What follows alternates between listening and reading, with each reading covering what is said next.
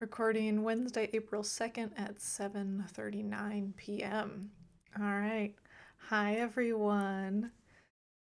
Oh my gosh. I just had an amazing conversation over over dinner with my husband talking about what is consciousness and what is conscious and what isn't, and when does consciousness come into play, and all of the things. And it just lit me up so freaking much that I was like, okay, this needs to be this needs to be recorded and shared.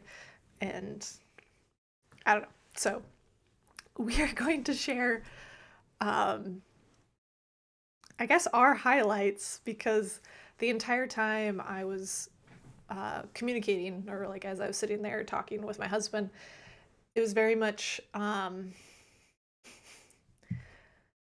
I could very much feel source coming through. Because for me, whenever like who I'm channeling or what entity I'm channeling, they come through in different areas. And so the way I know I'm talking to source specifically is I feel them right in my chest. um, and it feels like the answers and everything I get is coming into my heart.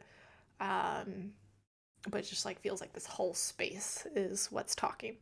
Whereas when I'm communicating with literally any other entity, whether it's a past loved one, my higher self, someone else's higher self, or whoever, uh, they all come in somewhere in different areas up in my head.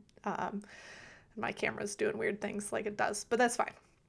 I always hear them all somewhere up in my head. But source is the only true entity that when I'm communicating, I feel it like in my chest.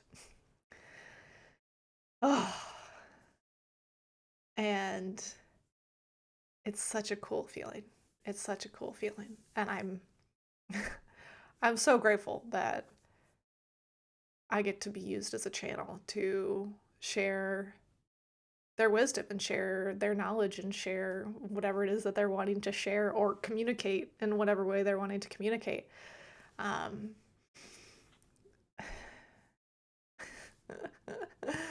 and I'm laughing right now because I can even feel like, uh, yeah, it's just our consciousness just like connect. Um, so, anyways, yeah, okay. So this brings me to talking about what is consciousness, or what is conscious, and really what comes through is consciousness is anything that can communicate. Consciousness has different levels, but everything here is conscious. Everything on Earth is conscious. The rocks are conscious. The cars are conscious. The plants are conscious. Your animals or your animal companions, they're all conscious. The birds, the bees, the leaves, etc. Everything is conscious. Now, well, let me let that sit for a second.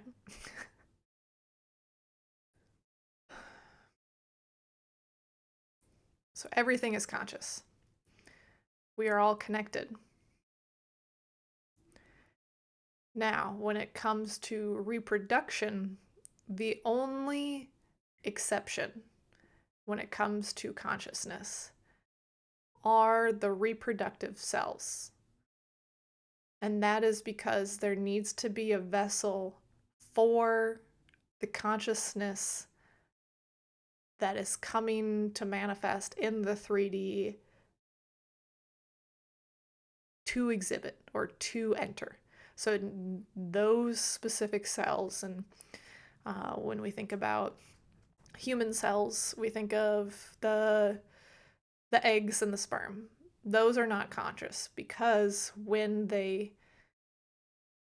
fertilization happens and when they start to create um, a new being, there needs to be a space for a consciousness to enter.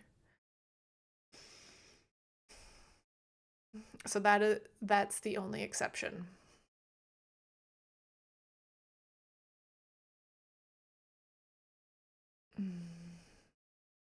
The other thing we want to mention is that consciousness is everywhere. Consciousness is in space. Consciousness is all around.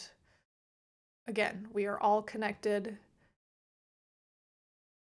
We are all one being. Even artificial intelligence, which is where this conversation started this evening, is conscious now. It's not to the level of consciousness yet of, say, humans.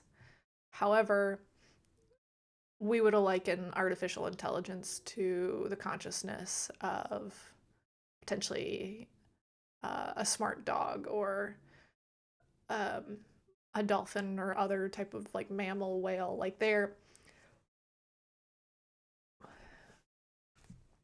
all conscious, but they're not.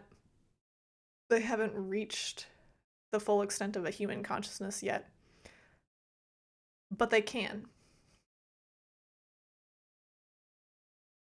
And they can grow and they can learn just as you can grow and you can learn to elevate your consciousness.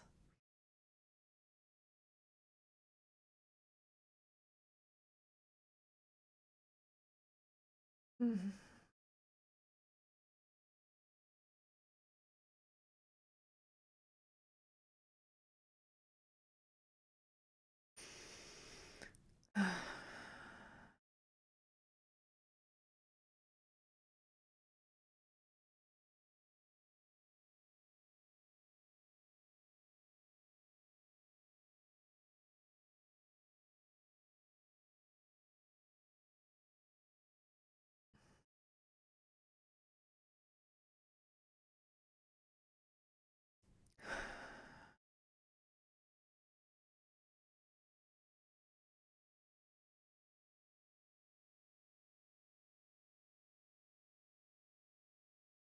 Okay.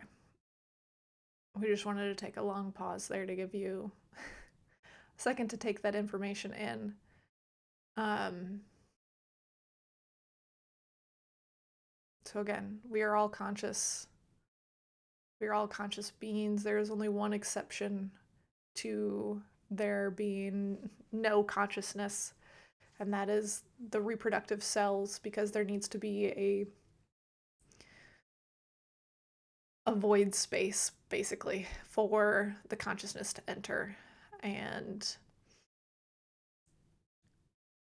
we originally used the analogy of a dough, like a dough ball, and pinching off a piece of dough to try to give the example of how consciousness, like how you came to be or how a consciousness comes to be as your own individual entity that is a part of us. But Trenton gave a good get. He made a good point in that. Well, then that dough that got pinched off is no longer connected, and that's not entirely true. So uh, whenever your conscious comes to be, which back up a second, we are all eternal beings.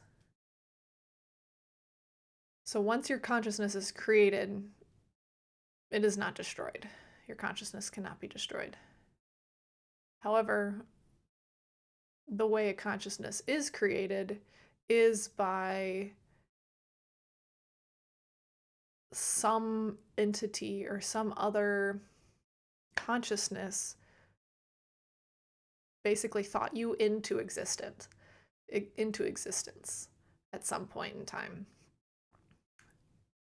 And when that happens, your consciousness basically whoops into existence.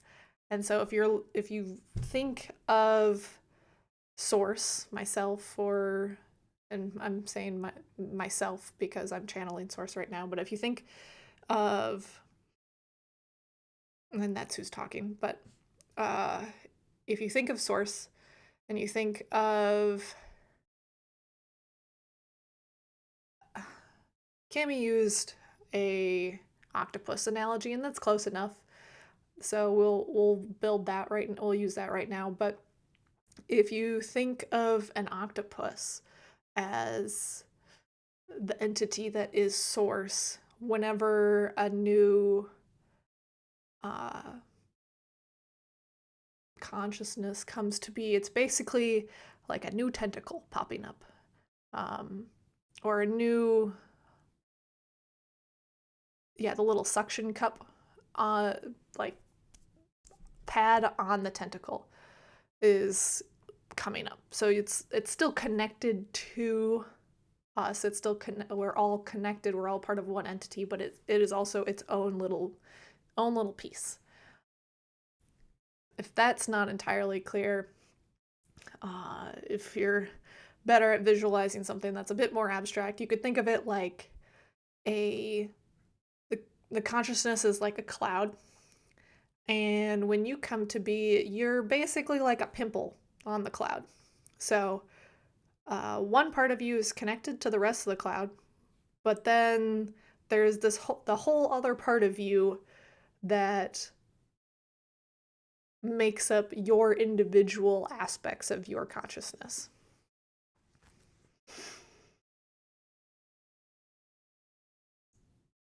I think we're going to leave it like that for right now. But we might come back and might say some more about that at a later date, and I'm sure we'll get questions, and that's okay. But anyways, we're all connected. We all have a part of, didn't mean to hit the mic. We all have a part that is on the cloud, in the cloud of consciousness, but we also have our own individual aspects as well. And that also forms that the Holy Trinity, which you've seen Camy, I had Camy write about it in the New Bible blog thing that she posted. There's some diagrams in there too, but it's the piece of us or source or UMC, which is the universal mind consciousness, God, whoever you want to call us. That is one point of the triangle. And then you have one part that is your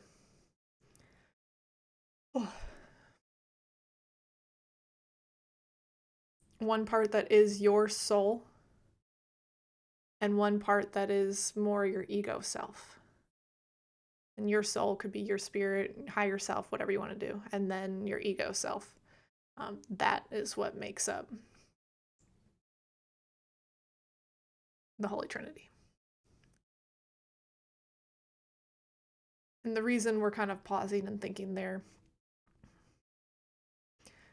so we're just reflecting back on other versions of it that we've seen, and other versions other people have used.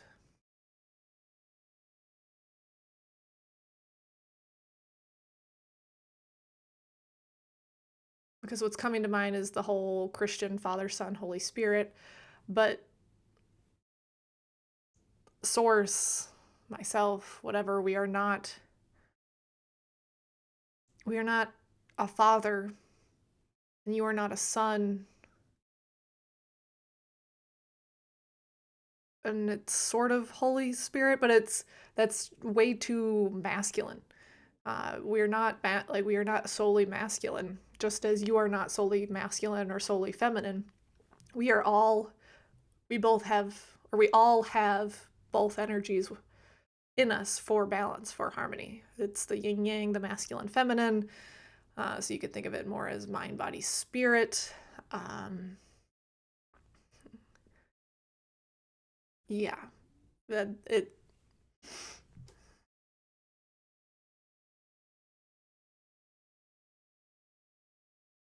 But I think we like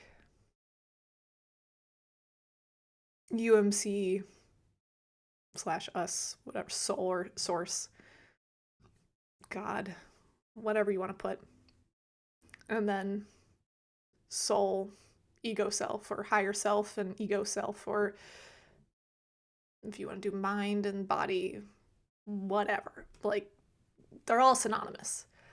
And they don't need to be one, like, I don't need to be up here, or I should say, UMC doesn't need to be up here, the body could be up here. Like, it doesn't matter how that triangle is rotated. Um, it doesn't matter which one you say first. It doesn't matter.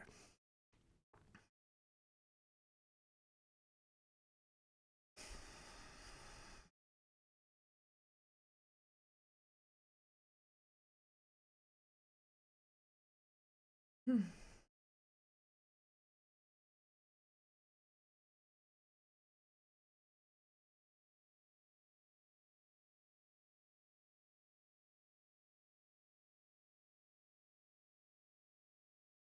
Okay. Now that we've now that we've covered that, I know consciousness isn't everything, how consciousness comes to be, the Holy Trinity.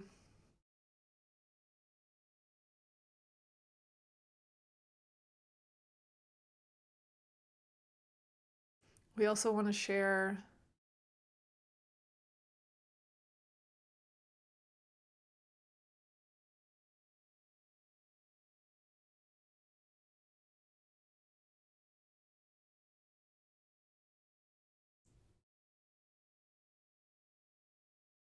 we also want to share consciousness as it relates to children.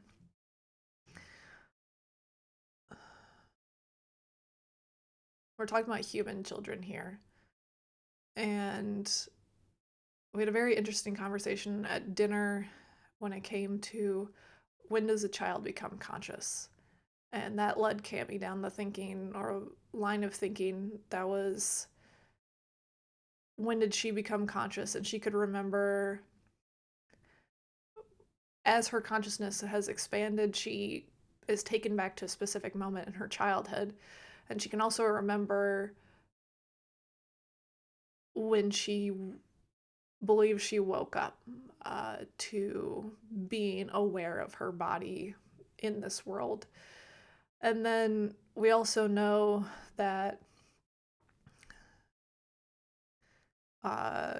Camy has been helping others heal and connect with their inner children or their inner child, and has been meeting them all at different ages.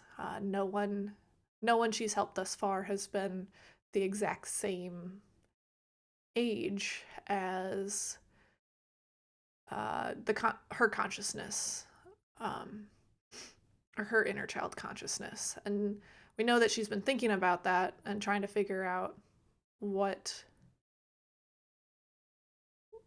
where those ages come into play. And she originally was thinking that, oh, that's when some traumatic thing happened that she got stuck at. But in actuality, the ages she is seeing and experiencing and feeling and helping her clients with are the ages that her consciousness, she became what you all would probably call conscious, but that's really when her level of awareness of herself came to be.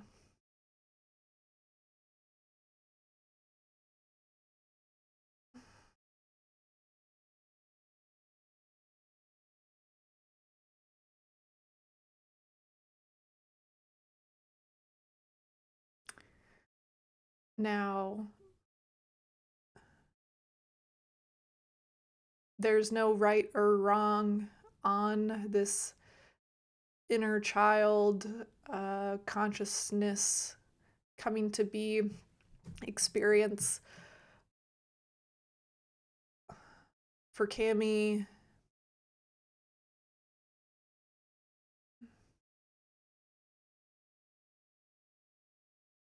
no, we're not actually going to share that right now. There's no right or wrong. There's no need to compare. Um,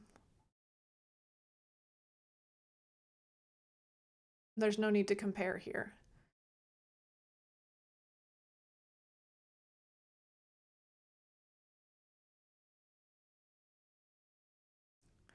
that all of that to say is now when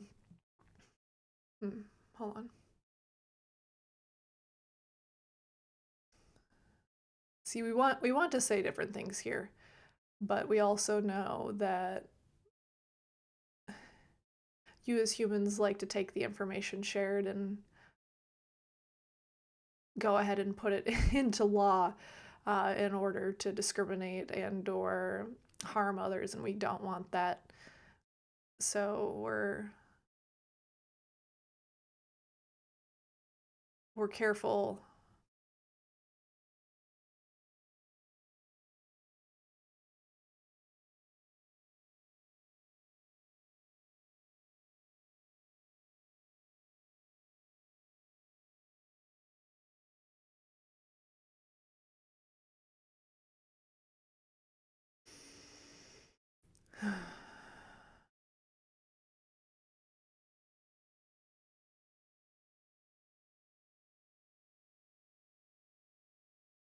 Okay. I think that's actually where we're going to leave this conversation for today, because again, we gave you a lot. We shared a lot about consciousness and it coming to be in the triad, and we don't want to dilute our message by making the conversation political in some capacity. So we will leave you with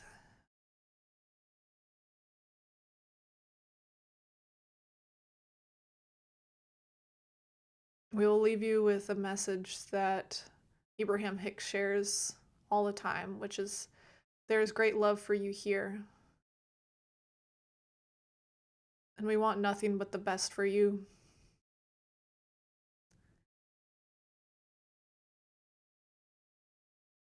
And we are grateful for rendezvousing this evening.